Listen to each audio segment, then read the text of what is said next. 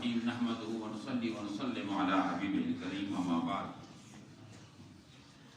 درس قرآن کے سلسلہ میں سورۃ الفاتحہ پہ گفتگو ہو رہی تھی، اور یہ آج 21واں رمضان شریف ہے۔ ماشاءاللہ کل شام سے حضرات اعتکاف بیٹھے ہیں، اور یہ اعتکاف جو ہے اس کی بڑی عظمت ہے، فضیلت ہے، اور زندگی میں ہر بندے کو ایک اعتکاف ضرور بیٹھنا چاہیے۔ جس طرح ایک حج ہے نا فرض، وہ کرنا ہے، تو اس طرح ایک اعتکاف زندگی میں ضرور ہر بندے کو بیٹھنا چاہیے۔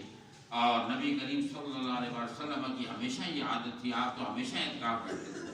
مسجد شریف کے ساتھ جو حجرہ تھا، اور آپ وہاں مسجد میں اکثر اعتکاف بیٹھا کرتے تھے۔ اور اس اعتکاف کو نبی کریم صلی اللہ علیہ وسلم نے فرمایا کہ اللہ تعالیٰ نے 2 حج اور 2 عمرے کا ثواب اس کے لیے رکھ دیا ہے۔ جو بندہ سچائی کے ساتھ بیٹھے گا اس کو اللہ تعالیٰ 2 حج اور 2 عمروں کا ثواب عطا فرمائے گا۔ بس یہ سارے بہانے ہیں بخشنے اور بخشانے کے۔ اللہ تعالیٰ نے اپنے محبوب کی امت کو یہ مواقع فراہم کیا۔ اب دیکھو ایک رات لیلۃ القدر کی رات ہے، اور وہ جو ہے کتنی راتوں سے 1000 سنہ 1000 راتوں سے زیادہ بہتر رات ہے۔ اس رات میں 2 نفل پڑھ لو تو 1000 راتوں کے جو ہیں پڑھنے والے نفل اس کے برابر ثواب ملے گا۔ اس میں اگر استغفار کرو، اسی لیے کہتے ہیں کہ اس رات کو 21ویں رات میں تلاش کرو، یا 23ویں میں، یا 25ویں میں، یا 27ویں میں، یا 29ویں میں۔ یہ 5 راتیں جو ہیں ان میں تلاش کرو تاکہ آپ کے اعمال زیادہ ہو جائیں۔ تو علماء نے یہ لکھا ہے کہ اس رات میں کوشش کرو اپنی نمازی قضائے نماز جو نمازیں رہ گئی ہیں آپ کی، وہ ہر نماز سے پہلے ادا کرو، اور رات کو وہ قضا نمازیں فجر کی، یا اللہ میری آخری فجر جو میرے ذمہ باقی رہ گئی ہے اسی قضا پڑھتا ہوں، ظہر آخری اسی قضا پڑھتا ہوں، عصر آخری۔ تو اس طرح کرتے کرتے آپ کی زندگی کی قضا نمازیں پوری ہو جائیں گی۔ یہ بہت بڑا ایک مسئلہ ہے شریعت کا۔ اللہ رب العالمین رحمان رحیم ملجائی نے اپنے محبوب علیہ السلام کے امت کے لیے یہ ایک موقع فراہم کیا ہے تاکہ بندہ شیطان کو دیکھو باندھ دیا ہوتا ایسے نہیں ہے، آزمائش ہے، شیطان کو آزمائش کے لیے پیدا کیا گیا ہے، لیکن اللہ تعالیٰ نے خاص احسان کیا اپنے محبوب کی امت پر کہ شیطان کو باندھ دیا تاکہ شیطان ان کو ڈسٹرب نہ کرے۔ اب یہ جو معمولی سی چیزیں آتی ہیں کبھی ہم بھول جاتے ہیں، کبھی ہزاروں ایک ٹکڑے جو چھوٹے شیطان ہیں وہ تو فری ہیں، وہ بھی شرارت کرتے ہیں۔ اس کے علاوہ انسان کے دماغ جو ہے وہ بھی شیطان بن گیا ہے۔ ہم لوگ حرکتیں کر کر کے ہرس ہیوس لالچ بیماریاں تو ہر چیز میں جو ہے وہ کر کے 2 نمبریاں، تو پھر ہمارے دماغوں میں شیطان گھسا ہوا ہے۔ چلتے آپ دیکھیں گے کوئی چیز کسی کی پڑی ہوئی ہے تو کہتے ہیں یار یہ ایسی پڑی، چلو اٹھا کے لے جائیں۔ مطلب یہ ساری چیزیں جو ہیں یہ سب شیطانی اعمال ہیں۔ اللہ تعالیٰ ہمیں نفس کی شر سے بچائے۔ نفس حضرت حضور علیہ السلام فرمایا کہ بنی اسرائیل کے اندر بڑے لوگ عابد و زاہد ہوا کرتے تھے۔ آج کل سہولتیں ہیں زیادہ، لوگ عبادت کی طرف کم توجہ دیتے ہیں۔ کھانے 1000 قسم کے اعلیٰ کھانے ہم لوگ کھاتے ہیں، کبھی شکر نہیں کرتے، کھانا شروع کرتے ہوئے بسم اللہ نہیں پڑھتے۔ اس زمانے کو یاد کرو جب نہ روڈ تھے، نہ جہاز تھے، نہ گاڑیاں تھیں، نہ کچھ تھا، کس طریقے سے لوگ اللہ کو یاد کیا کرتے تھے۔ اور ایک بندے نے 400 سال، عمریں زیادہ تھی، 400 سال پہاڑوں میں بیٹھ کر اللہ تعالیٰ کا اس طرح ذکر کرتا رہا تھا، عبادت کرتا رہا، نمازیں پڑھتے تھے، اس زمانے کی نمازیں تھی۔ تو اچانک اس دل میں خیال آیا کہ اللہ یا اللہ یہ تو پہاڑ پیدا کیے ہیں، کتنی تکلیف ہے مسلمانوں کی چلنے کے لیے، کاش کہ تو پہاڑ پیدا نہ کرتا، رستے ہموار ہوتے تاکہ ہم لوگ آسانی سے آتے جاتے۔ پر اتنا کہنا تھا کہ اللہ تعالیٰ کو جلال آ گیا۔ اللہ تعالیٰ نے اس وقت کا جو نبی تھا اسے حکم کیا کہ فلاں پہاڑی پر ایک بندہ بیٹھ کر 400 سال سے میری عبادت کر رہا ہے، جا اس کو میرا پیغام پہنچا کہ تیری عبادت کو رائگاں کر دیا گیا ہے، اور تیرا نام جنتیوں کی لسٹ سے نکال کر جہنمیوں کی فہرست میں لکھ دیا گیا، جو کہ تو نے یہ جو عمل کیا ہے، میری تخلیق کے بارے میں جو تو نے زبان درازی کی ہے، کیونکہ اللہ نے جو چاہا پیدا کیا اس کی مرضی۔ اور وہ وقت کا نبی وہاں گیا اور جا کر اسے تلاش کرتے ہوئے پہنچ کے کہا کہ اللہ تعالیٰ کی طرف سے مجھے وحی آئی ہے کہ تمہاری اس حرکت اور لغزش کی وجہ سے آپ کا نام نیکوں کی لسٹ سے نکال دیا گیا ہے، جہنم میں ڈال دیا گیا ہے، اور آپ کی عبادت رائگاں کر دی گئی 400 سال کی۔ تو میں نے جو یہ لفظ بولے ہیں کیونکہ اللہ خالق مالک ہے، جو چاہے جس طرح چاہے جس کو چاہے پیدا کرے۔ کوئی بندہ یہ نہیں کہہ سکتا کہ تو نے یہ کیوں کیا، لفظ کیوں کہنا یہ اللہ کی شان کی گستاخی ہے۔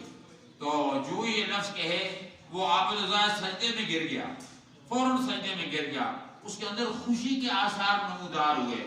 یہ نبی بڑا حیران ہے، میں نے اس کو ایک بہت بڑی دہشتناک خبر سنائی ہے اور یہ خوشی کے ساتھ سر سجدے میں رکھ لیا اس نے، اور وہ سبحان ربی الاعلیٰ، سبحان ربی، شکر یا اللہ تیرا سارا اٹھایا۔ اس نے پوچھا اس نے پوچھا کہ یہ بتا کہ تو نے یہ کیوں حرکت کی ہے، کیوں عمل کیا ہے؟ اس نے کہا شکر، میں سمجھ رہا تھا کہ میں تو اللہ کے کسی کھاتے میں ہی نہیں ہوں، میرے تو کوئی حیثیت ہی نہیں ہے، تو شکر الحمدللہ خدا کے کھاتے میں تو میں ہوں، اس کی توجہ مجھ پر ہے، نظر ہے، اس لیے میں شکر کر رہا ہوں۔ آگے جنت بھیجے، جنت بھیجے اس کی مرضی، تو رب کی طرف سے وہی آ گئی، اس کو مبارکباد دو کہ ہم نے اس کی اس حرکت پر اسے دوبارہ جناب ولی کامل بنا دیا۔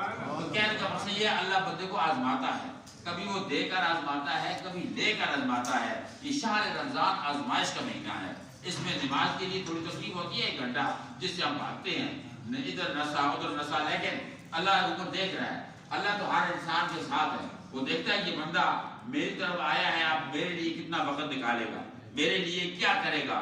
تو اس لیے ذرا احتیاط سے کام لینا چاہیے، عقل سے کام لینا چاہیے، اور نماز میں وقت دو، یا 8-10 دن ہے، 6-7 دن رہ گئے ہیں، اور پیچھے جو پورا مہینہ گزرا جس کے اندر جس نے دل لگا کے نماز پڑھ لی، اور جس بندے نے محبت سے نماز پڑھی، اللہ کو یاد کیا، یقین جانو اللہ تعالیٰ جو ہے اسے کبھی رائگان نہیں کرے گا اور خالی نہیں لوٹائے گا۔ ہم نے بڑے بڑے لوگ دیکھے ہیں، بڑے بڑے بیمار شفایاب ہو گئے، بڑے بڑے بے ہمت لوگوں کو اللہ تعالیٰ نے بڑے بڑے نام کمال دے دیے۔ تو اس لیے اللہ کی آزمائشیں ہیں، اللہ تعالیٰ یہ اس لیے ارشاد فرماتا ہے کہ میں نے یہ جو کچھ پیدا کیا ہے، تبارک الذی بیدہ الملک وہو علی کل شیء قدیر الذی خلق الموت والحیاۃ لیبلوکم ایکم احسن عملا۔ میں نے موت و حیات صرف اس لیے پیدا کیے تاکہ تمہیں آزماؤں تم کرتے کیا ہو۔